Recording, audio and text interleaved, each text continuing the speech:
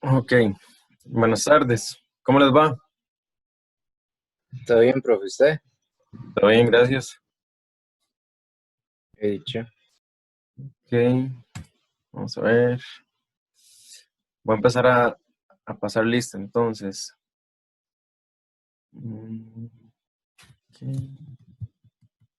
esto lo cierro por acá.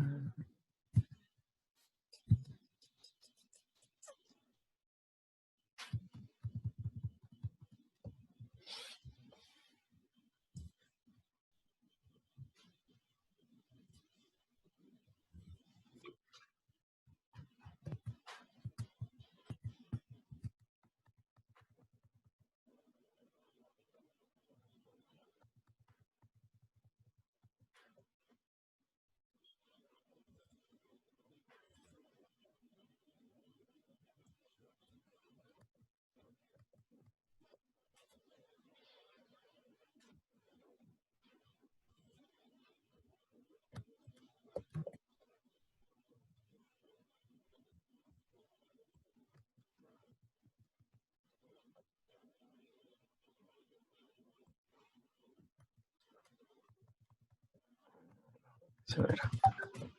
Ok, Isaac Acuña, Presente.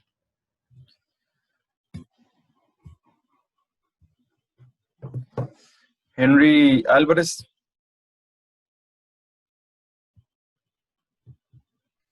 Presente. gracias. Víctor Brenes, Presente, profe. todavía. Kevin Campos,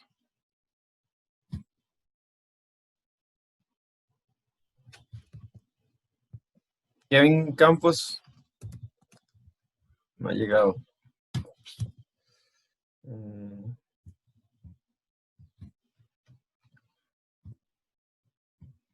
David Carranza,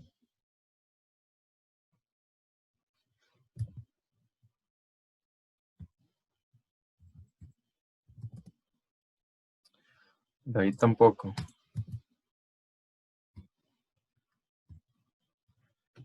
Valerie Carranza, Aquí, profe, gracias. presente. José David Carvajal, Presente, profe. Presente, profe. Victoria Chávez, Presente. Gabriel Chávez, Presente. Gustavo Contreras, Presente. Gary Guadamuz,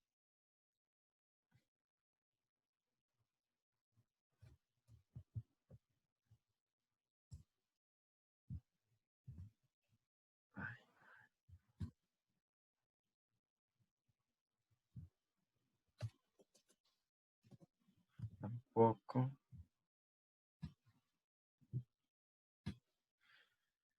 Charlene Hernández, Presente.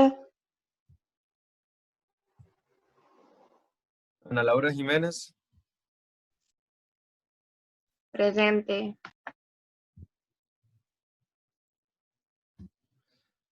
Steve Lewis,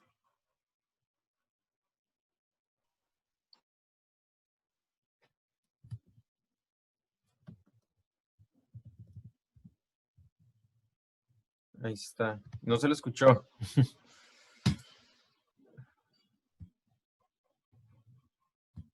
Alexa López, Sí. Jason Mejía,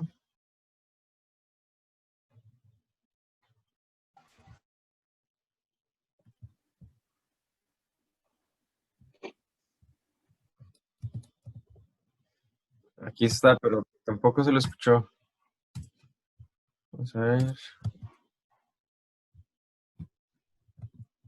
Christopher Montero, ¿Qué, profe?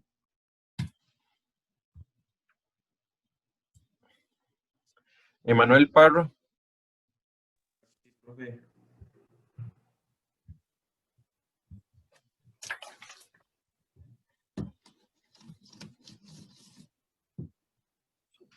Arturo Pérez.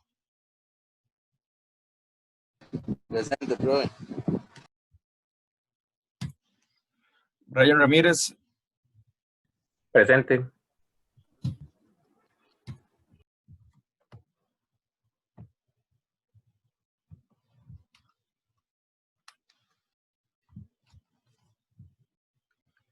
José Andrés Ramírez. Presente.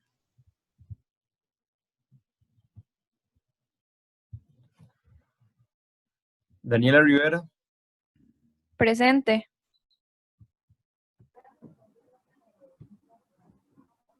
Josué Salmerón. Presente.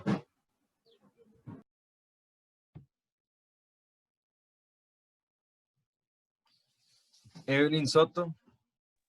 Presente. Maya Torres. Presente.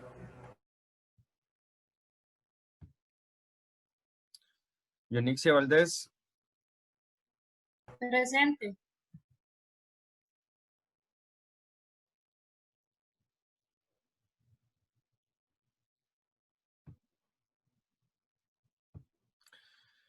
Ezequiel Vega.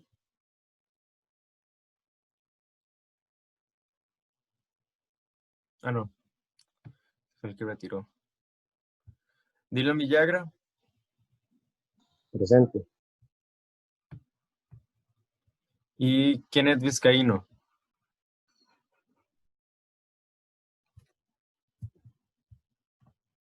Presente. Gracias. Hecho. Y entonces...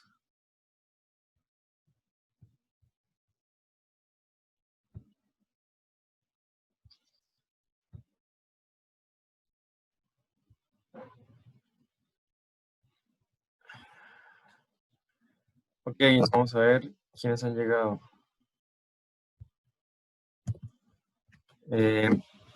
David Carranza. Todavía no. Ni Gary. Tampoco. ¿Y Kevin? ¿Ya apareció? Sí, aquí estoy, profe. Ok. Listo. Vamos a ver.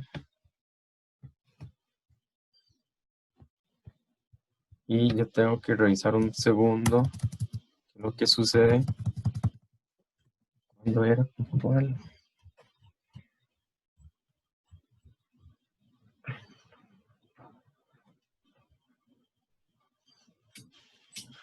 Ok. Ok. Vamos a ver, solo un poco por acá.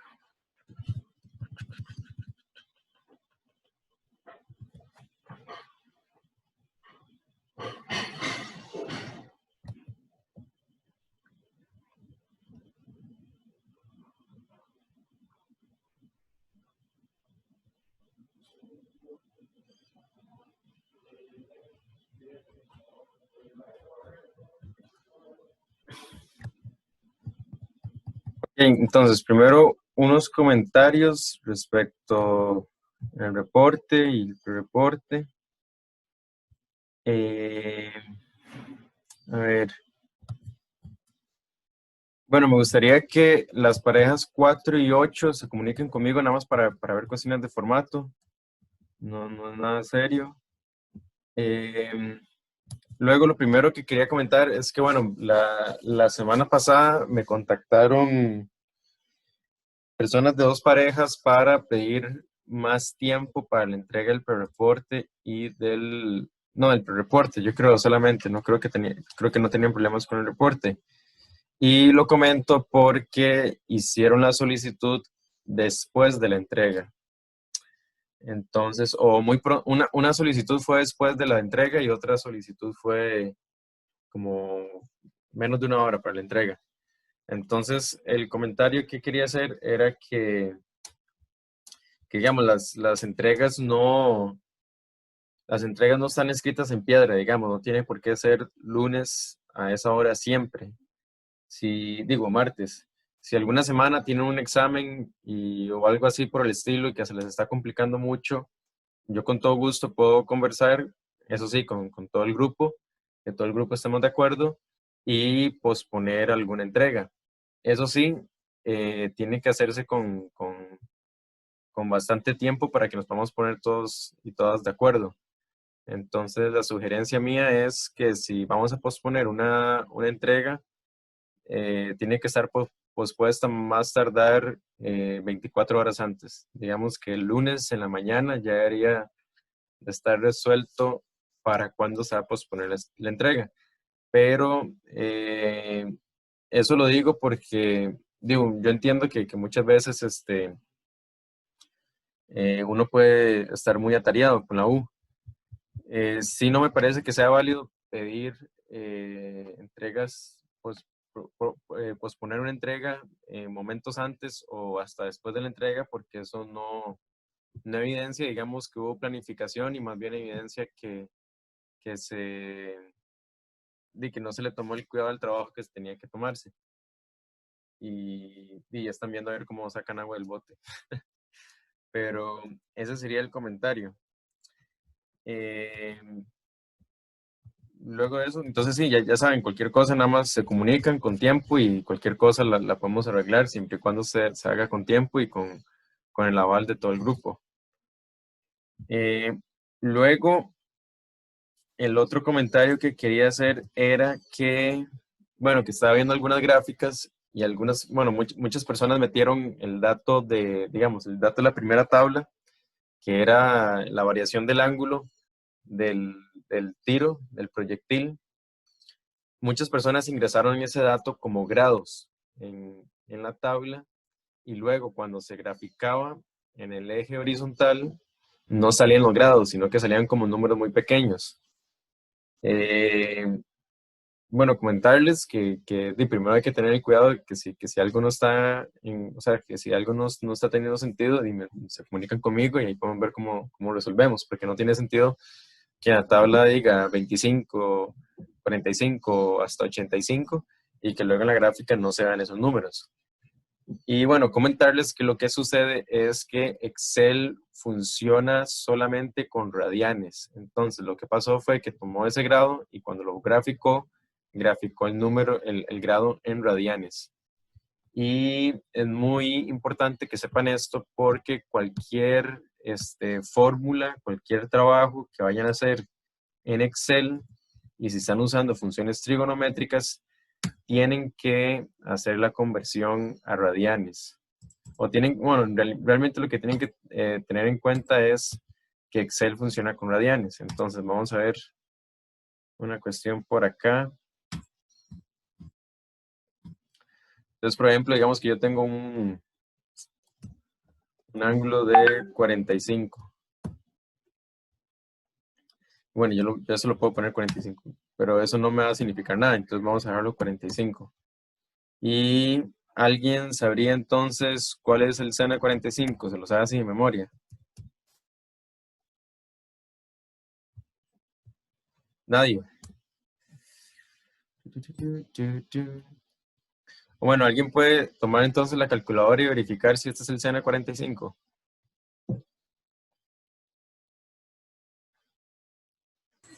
No, ese no es. No, Ok, es 0,71, bueno, redondeándolo. ok. 71. Ok, muchas gracias Alexa y Kenneth. Entonces, lo que tienen que hacer, esto sería, voy a poner aquí, seno sin corregir.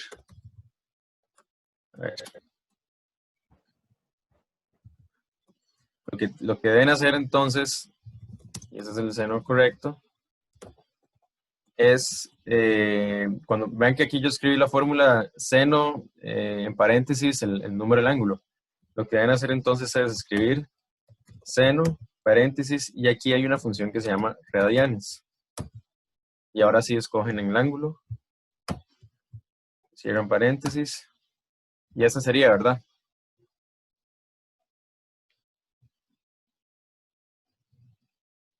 Sí, ¿Ese este sí es. sí? Ah, bueno.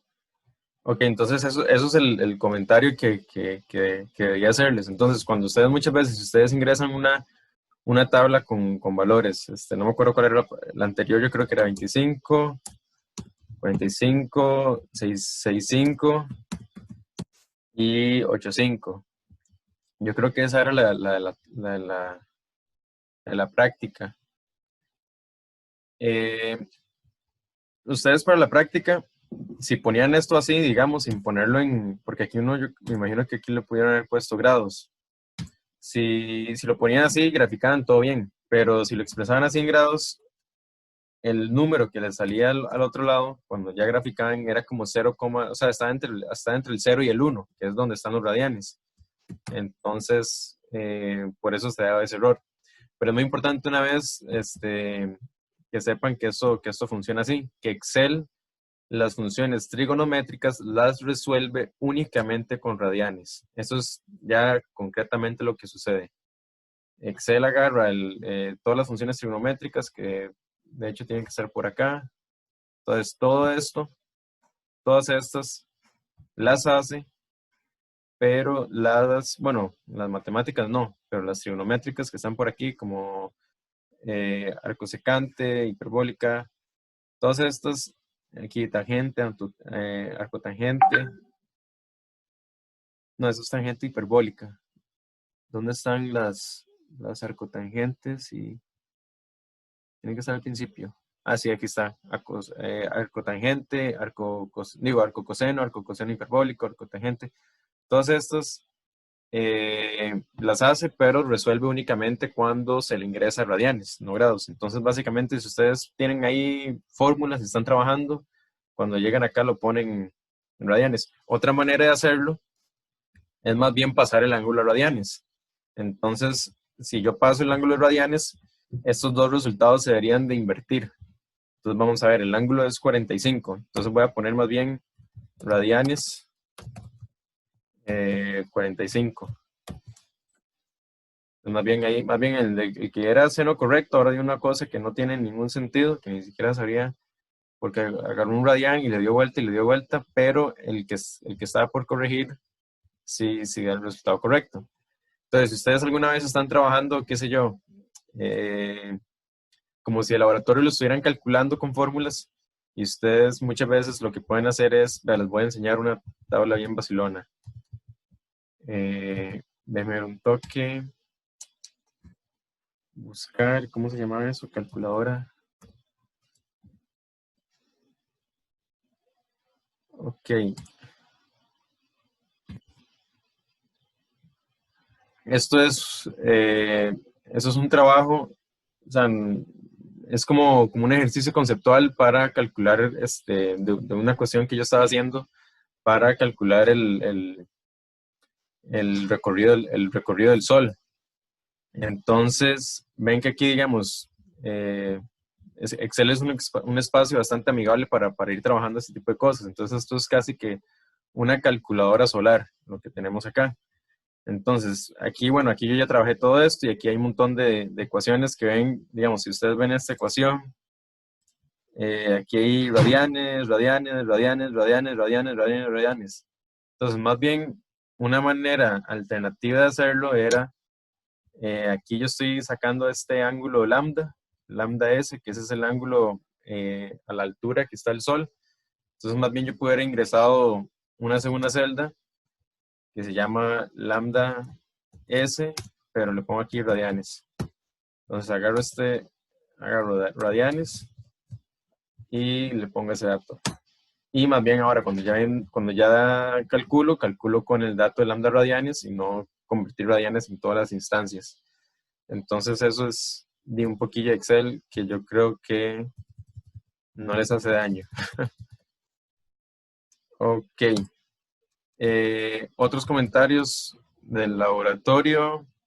Recuerden la correcta presentación de gráficos. El gráfico tiene que tener un título. Recuerden que el título del gráfico es respecto a los ejes únicamente. Entonces, distancia en función de ángulo o distancia contra ángulo. Y solamente eso. Eso tiene que ser el título de la gráfica. No tiene que venir, por ejemplo, gráfica número 1. Gráfica número 1, o bueno, la figura número 1 es cuando ustedes ya nombran la figura como un todo. Entonces, pero dentro de la gráfica el título solamente es explicar qué se está comparando. Entonces, este contra este otro. Que eso en otras maneras es Y, o sea, el eje Y contra el eje X. Eso fue también un error que volvieron a hacer en el reporte. Varias parejas escogieron erróneamente los ejes. Entonces, nada más para recordarles, cuando se habla de ejes, normalmente se dice el eje Y primero y luego el eje X. Entonces, si le piden una gráfica de distancia contra ángulo o en función de ángulo, eso se lee Y contra X y Y en función de X. Entonces, bueno, eso fue algo que volvió a suceder.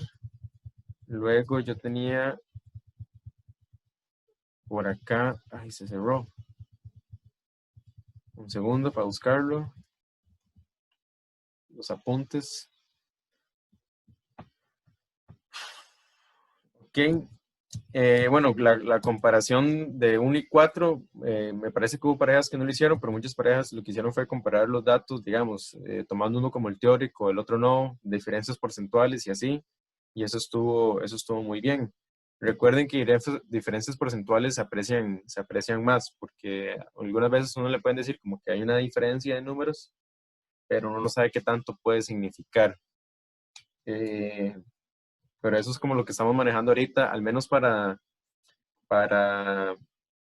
eventos macro, como los que estamos hablando aquí.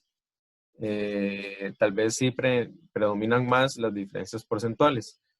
Nada más para que estén enterados, digamos, cuando se está hablando de cuestiones ya tal vez algunas veces de diferente orden, piensen tal vez como no sé, como en análisis de nutrición, que están comparando, digamos, este alimento me da tantos miligramos de este otro y de este otro.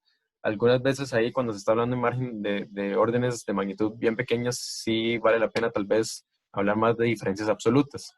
Pero para el tipo de estudio, objetos de estudio que estamos nosotros ahorita, vale más las diferencias porcentuales. Luego, me parece, bueno, habían algunas preguntillas en el cuestionario que estaban medio mal respondidas o mal respuestas, pero quería enfatizar la pregunta 3. Vamos a ver.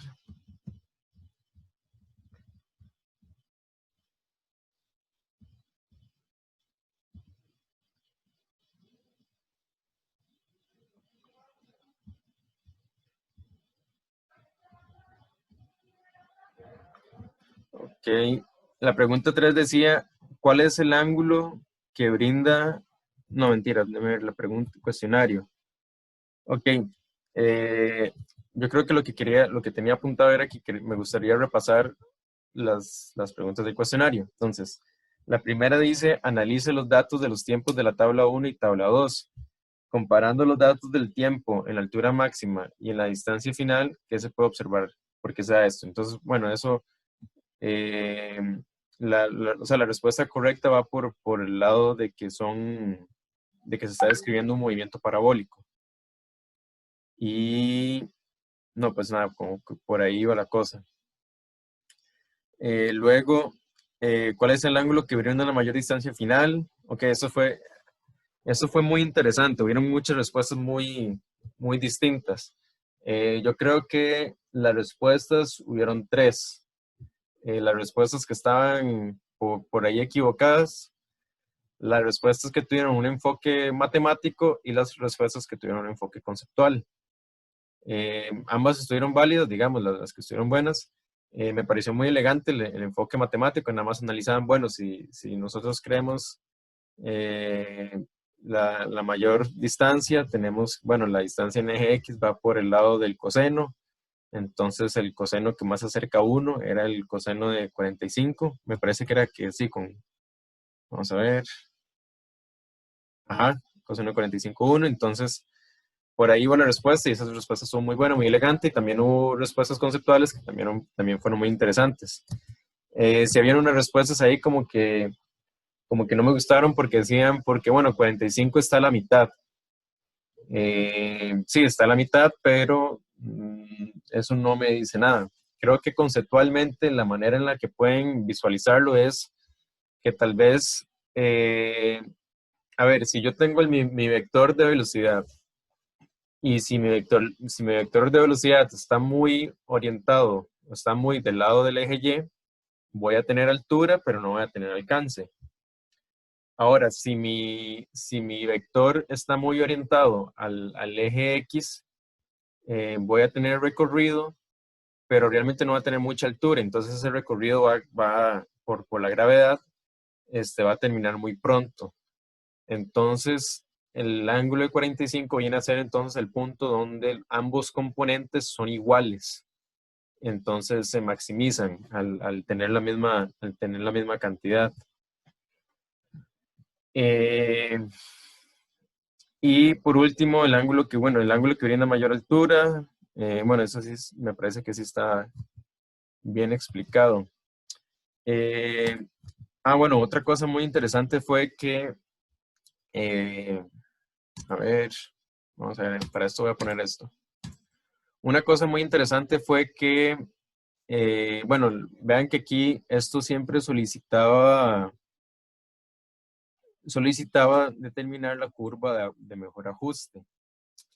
Entonces ahí vieron varios problemas conceptuales. Bueno, primero hubo parejas que no pusieron siempre las curvas.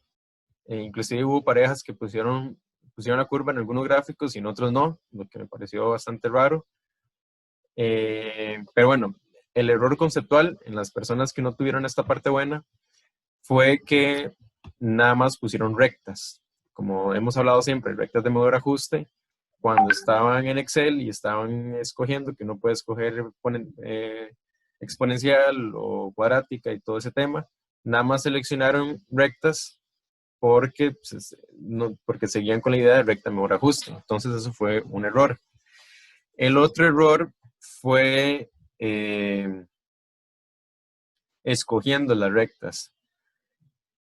Y cuál tipo de, bueno, no, escoger la curva, perdón. Y saber cuál tipo de curva, ustedes tienen que tener referencia de cuál es la curva teórica de ese movimiento. Entonces, por ejemplo, aquí dice distancia en función del ángulo. Entonces, lo que pueden hacer es buscar alguna función que tenga distancia y ángulo. Y entender entonces, por ejemplo, aquí tenemos la altura. Ven que en altura el ángulo está elevado al cuadrado y aquí hay una gravedad. Entonces esa daba cuadrática, evidentemente. Igual con las otras, digamos, recuerden que el movimiento que se está describiendo siempre había gravedad. Entonces gráficas como la de distancia, altura máxima en función de altura inicial, distancia. No, yo creo que esas últimas daban rectas, pero las del parte 3 creo que era, no me ven las de parte 3, distancia final en función de la velocidad final y altura máxima en función final. Algunas de estas daban con ecuaciones cuadráticas, lo cual es razonable porque estamos describiendo un movimiento que tiene componente de aceleración. El componente de aceleración es la gravedad, lo que significa que hay un componente de tiempo elevado a la segunda potencia. Y por eso era de esperar que estas ecuaciones tuvieran un comportamiento cuadrático. Entonces ese fue como el error ahí conceptual, que muchas veces usaron rectas cuando debieron usar alguna cuadrática. Y bueno, eso era. Lo que sí no se podía usar, digamos, era como elevado a otra potencia que no fuera el cuadrado. Por ejemplo, que yo creo que por ahí vieron un par, pero sí, eso sería. Vamos a ver, ¿qué más tengo por acá? No, yo creo que eso era los comentarios sobre lo que revisé. Esto lo revisé el día de ayer, de hecho. Y no sé si alguien tiene alguna duda, comentario, inquietud sobre lo que acabo de comentar. Y si no, avanzamos con la revisión del material de hoy. Por acá.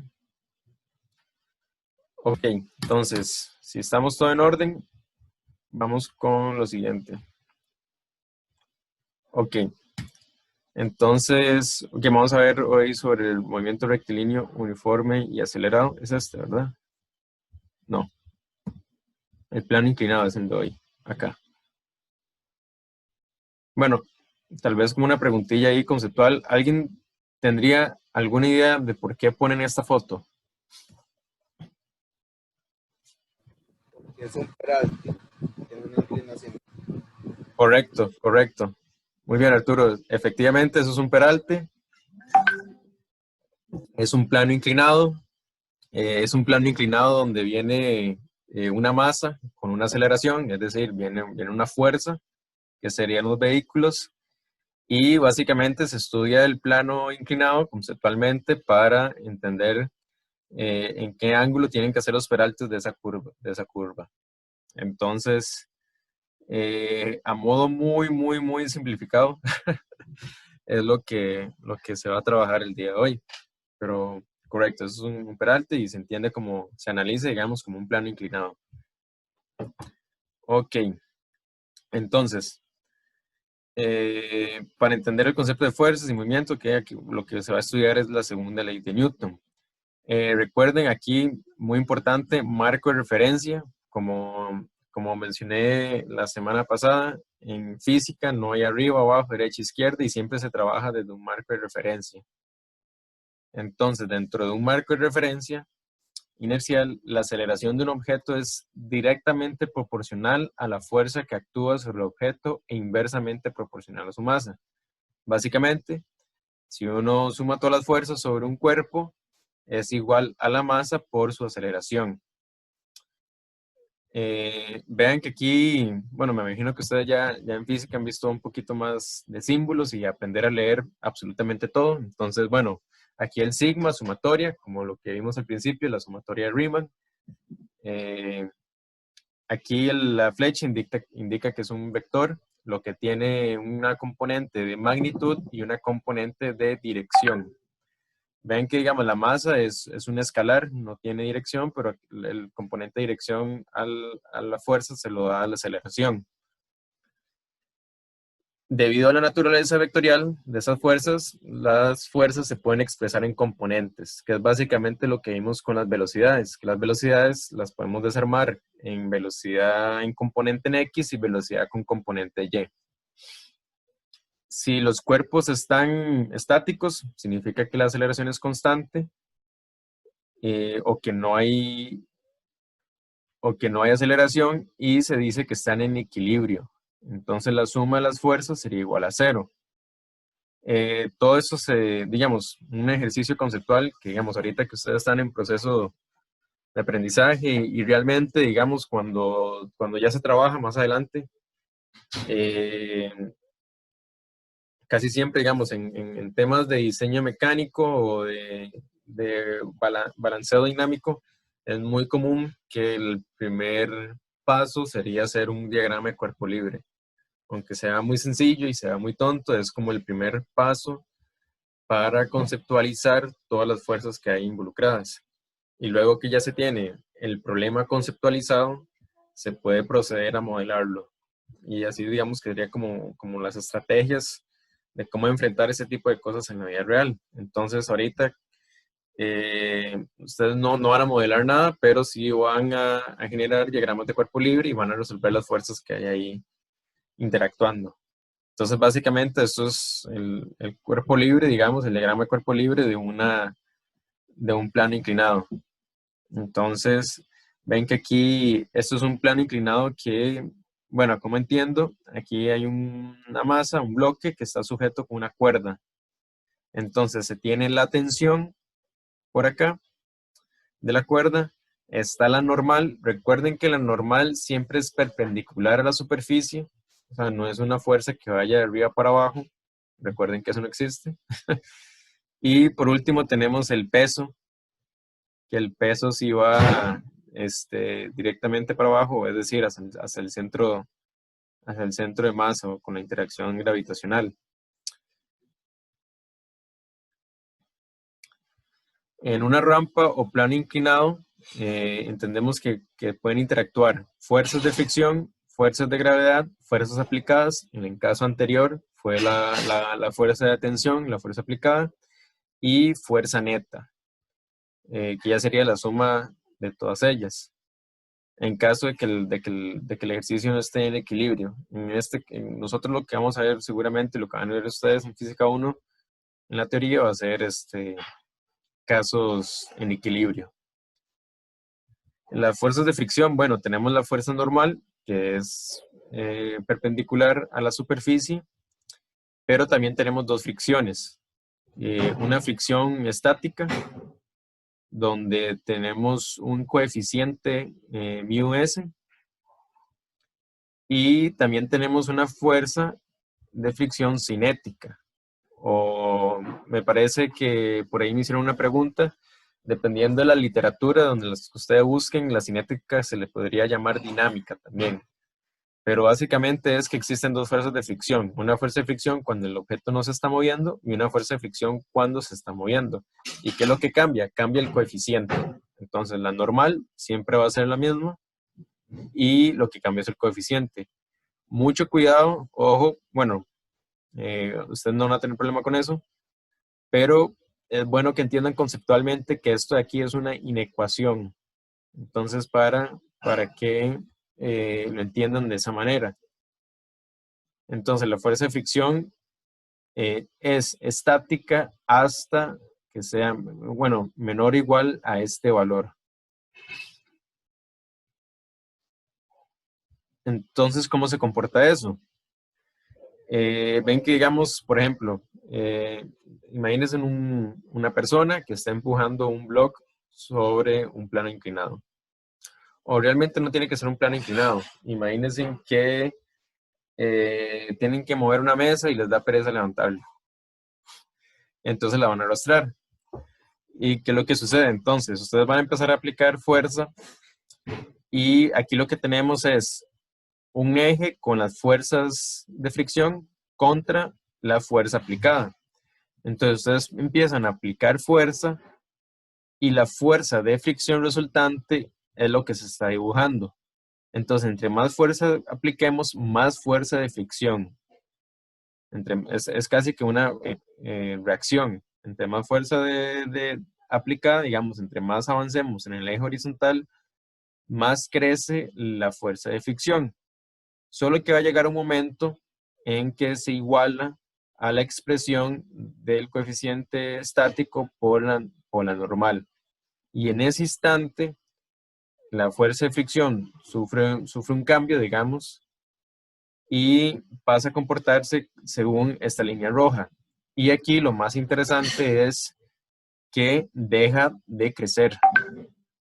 Ven que, digamos, aquí la fuerza aplicada puede seguir creciendo, pero la fuerza de fricción dinámica o cinética ya no crece más.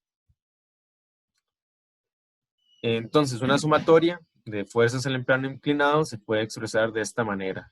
La fuerza aplicada, la fuerza de gravedad, la fuerza de fricción es igual a masa por aceleración. Recordemos que si está en equilibrio, masa por aceleración sería 0. Y bueno, esto acá, si leyeron esto con calma, les debería haber ayudado para el trabajo previo.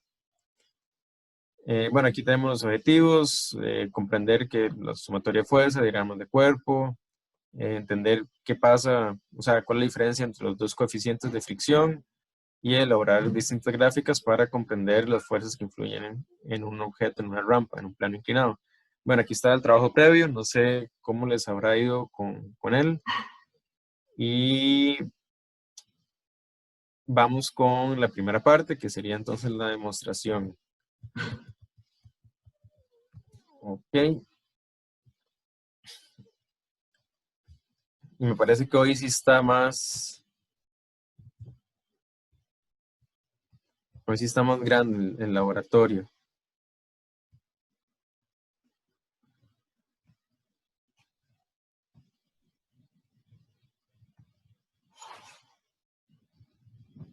Cinco partes. Ok. Entonces más bien vamos a hacer esta demostración bien rápido.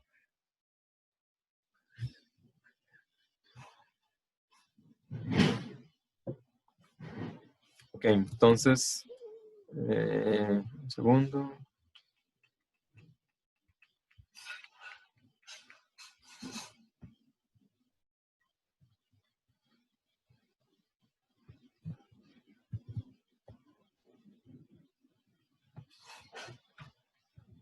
Ok, entonces este sería el simulador. Ve aquí que tiene, o sea, un segundo. Aquí hay que anotarle gráfica de fuerzas.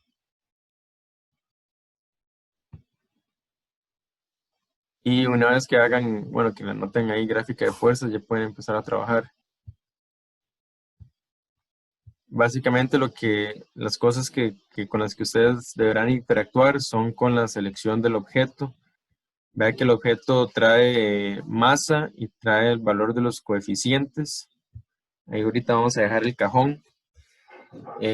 Nada más como para explicarles conceptualmente, el coeficiente depende de la interacción de las dos superficies. O sea, no es un valor del cajón en sí, sino que es un valor del cajón con esta superficie. Y si el cajón estuviera interactuando con otra superficie, pues tendría valores de coeficiente distintos. Entonces, para que tengan eso por ahí.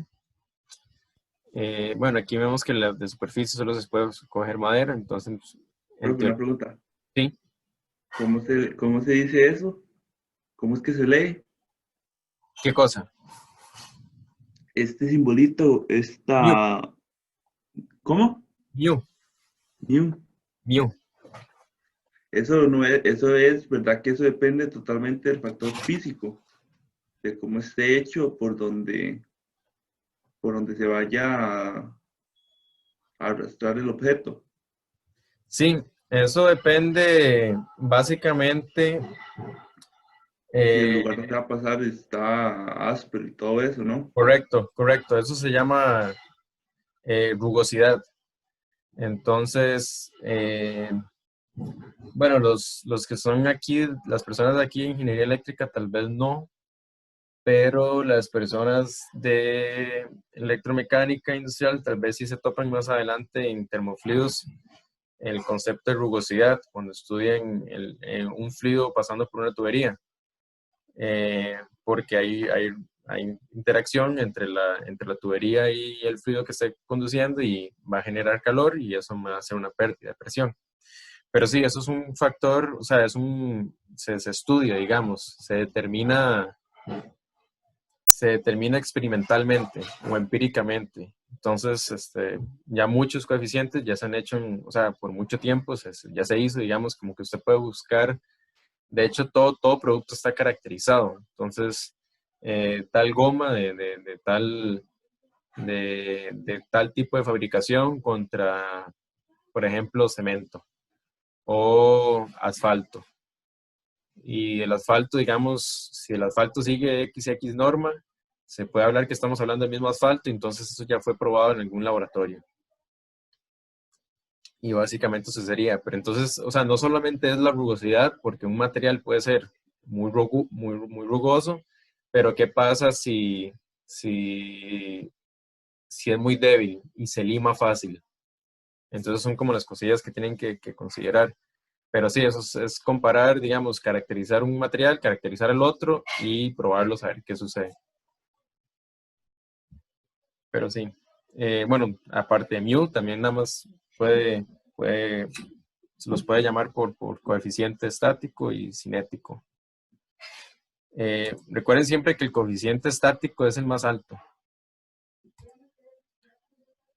Y sí, entonces digamos aquí coeficiente cinético 0,3 y estático 0,5. Aquí, bueno, está la madera. Aquí yo le puedo anotar para mostrar los vectores de las fuerzas, la fuerza neta también, que sería interesante. Los muros pueden ser ladrillos, pueden ser muelles, o sea, resortes, pero también yo creo que los muros se pueden quitar. Me parece que yo anoche los quité porque como que no me dejaban subir el ángulo de la rampa, una cuestión así era. Salen volando la caja. Hay que ver si el mal la lleva hasta arriba, porque está pesada, es de 100 kilos. No, si la lleva y sale volando, se sale. Tienen que recargar el simulador. La otra cosa que tenía que yo aquí mostrarles era, bueno, aquí la fuerza aplicada, aquí yo anoto lo que se va a graficar. Bueno, voy a graficar la fuerza de fricción, la fuerza, bueno, la gravedad no, la gravedad debería ser la misma. No veo yo dónde puedo yo cambiarle la gravedad, pero me imagino que eso ya viene dado. Pero bueno, si quieren la grafican para que vean que eso no cambia. La fuerza del muro, si pega en el muro, pero eso lo voy a quitar por ahora, y fuerza neta. Lo otro que quería enseñarles, bueno, aquí pueden graficar diagrama de cuerpo libre en un instante dado. Eso sería bueno para que ustedes se vayan ayudando a comprender, digamos, pucha, en este momento, porque bueno, eso es igual que en los laboratorios anteriores. Aquí ustedes pueden grabar y regresar y pausar la simulación. Entonces, si hay un instante dado que ustedes dicen, pucha, ahí cómo se ve el diagrama, pues lo muestran. Entonces, lo que tengo que mostrarles yo ahora era en la posición de -5. Aquí esto a mí ayer no me dejó cambiarlo acá y de ahí. Lo tienen que hacer así a dedo, o yo creo que también pueden ir oprimiendo como por aquí, pero este no me está moviendo ahora. Bueno, aquí sí se movió, pero por adelante también. Ven, como que se queda pegado, porque para atrás sí me estaba cambiando fácil. Entonces, ahí 5 metros y 30 grados. Y me dicen que la fuerza aplicada que va a generar esa persona es de 495 newtons. Entonces, esta sí se puede cambiar por acá. Y de hecho, que aquí ya me sale una vez el botón de play, que genera la misma función que está aquí abajo. Entonces, bueno, ahí va, ve que ahí se ve la fuerza neta. Y empieza. Ven que inclusive la fuerza neta va para abajo.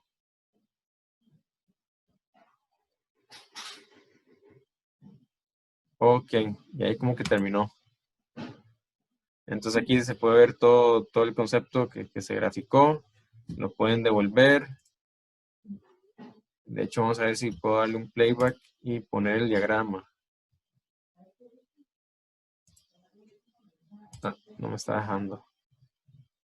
Vamos a ver, entonces si le pongo pausa ahí a poner el diagrama.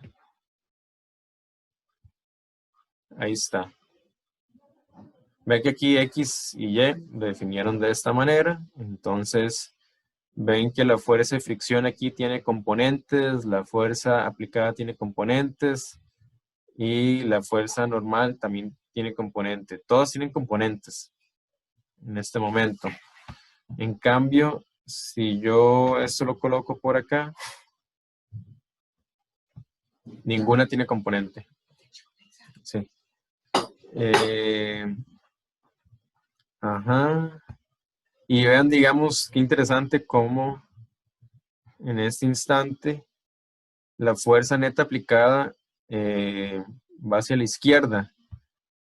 Lo que pueden ver que está sucediendo entonces es que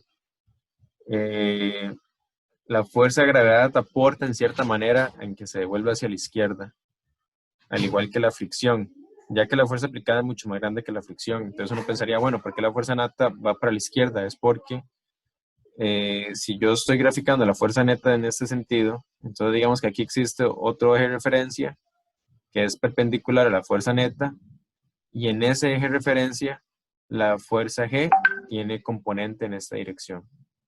Y eso es lo que genera que de esta manera. Ok. Y luego ya cuando... Qué curioso que esto me grafique la fuerza de gravedad solamente cuando está en plano inclinado. Eso tiene que ser un error conceptual. Porque la gravedad siempre está. Ok.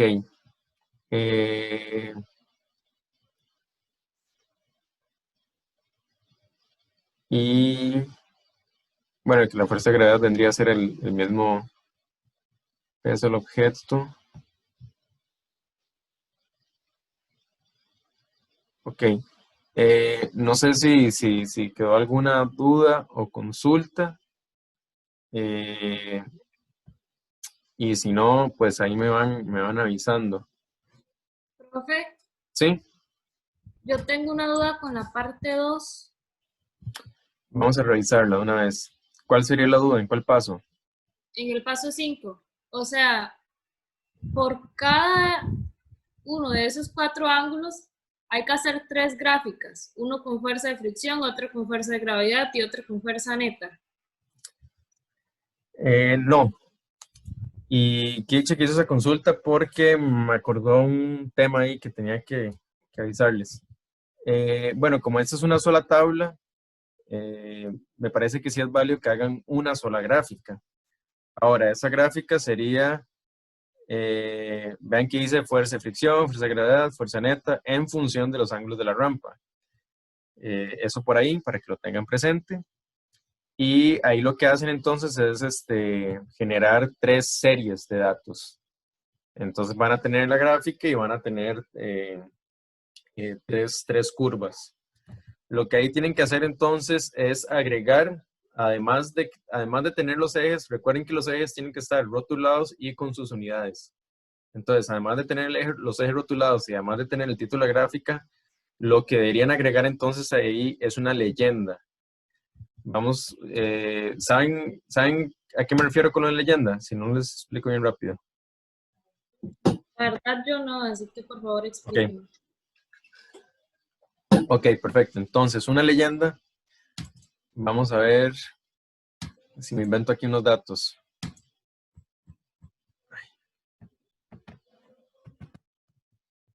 A ver. Ok, entonces, no me acuerdo cuánto daba esto. Vamos a ponerle 5, 15, 5, 2. Y aquí vamos a ponerle, y aquí esto sería alcance. Y aquí vamos a poner altura. Y aquí vamos a poner ángulo. Entonces la altura, dice 25.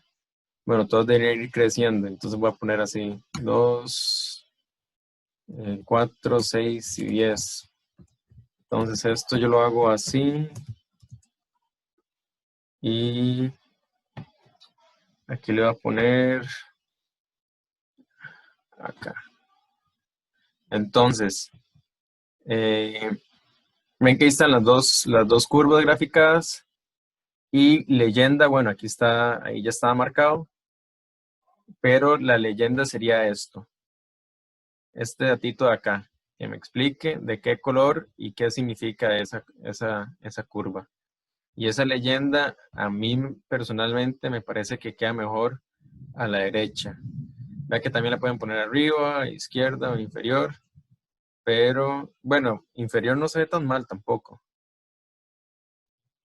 Pero dependiendo de los datos, digamos, algunas veces los datos, si son muy pocos datos, ponerla de derecha no afecta mucho.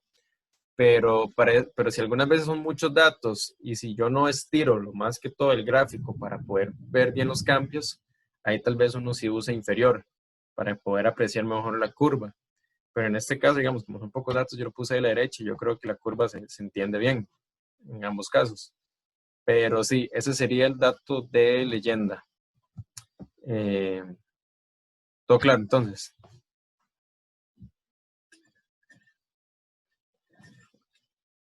Entonces, en un solo gráfico ponemos todas las gráficas, por así decirlo. Sí, digamos, ahí, o sea, ustedes en Excel trabajan la tabla igual como ya trabajé, nada más que tiene ángulo, y tiene fuerza de fricción, fuerza de gravedad, fuerza neta. Entonces sí, en un solo gráfico tiran las 3 curvas, pero sí entonces incluyan el dato de leyenda y incluyan los ejes. Ahora, ¿cuál es un criterio para yo saber si puedo graficar más de una curva en un gráfico? El criterio es que todas las curvas tengan las mismas unidades. Entonces vean que en este caso, y que estén graficando cuestiones como similares, vean que tal vez altura y alcance, bueno, no están muy relacionadas, pero como que sí, y al menos tienen las mismas unidades, metros. En fuerza de gravedad y todas esas fuerzas, sí, son como del mismo comportamiento, van a estar cambiando arriba para abajo, eso no hay ningún problema, pero más importante aún, son 3 curvas con las mismas unidades. Entonces ese es el criterio que deben de manejar para cualquier otra ocasión, digamos. Ok. No sé si entonces quedó alguna otra consulta o duda general. Eso estuvo bastante bueno. Profe, ¿Sí? yo una consulta con lo que usted dijo de las gráficas, pero con el nombre. ¿Cómo sería el nombre de las gráficas si tiene las 3? Si tienen las 3, fue pucha. Ahí entonces yo pondría, en ese caso yo pondría fuerzas, ¿qué podría ser? Fuerzas en equilibrio, pensando que esos que están graficando un instante en equilibrio, pero nada más podrían poner fuerzas sobre la masa o sobre el objeto versus o contra o en función del ángulo. Y luego cuando ya, y bueno, ahí van a tener la leyenda donde está el nombre de cada curva, y luego en el título de toda la figura pondrían figura, número, gráfica de tal y tal y tal y tal y tal fuerza contra el ángulo.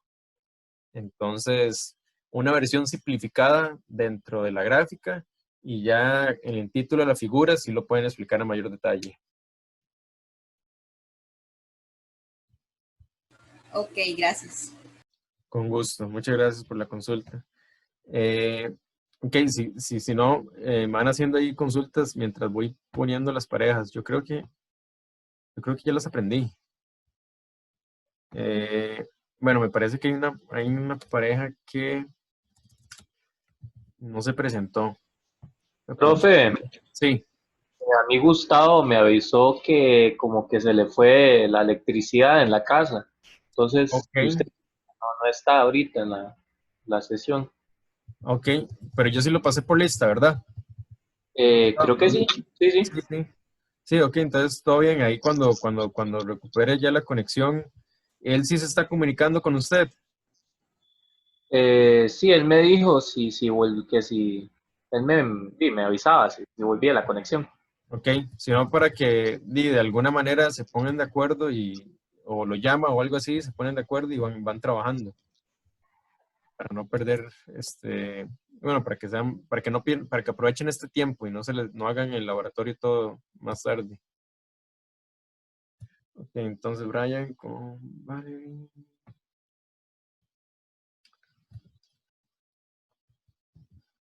Ok, no sé si hay otra cosa que atender. Yo aquí estoy llenando los grupos.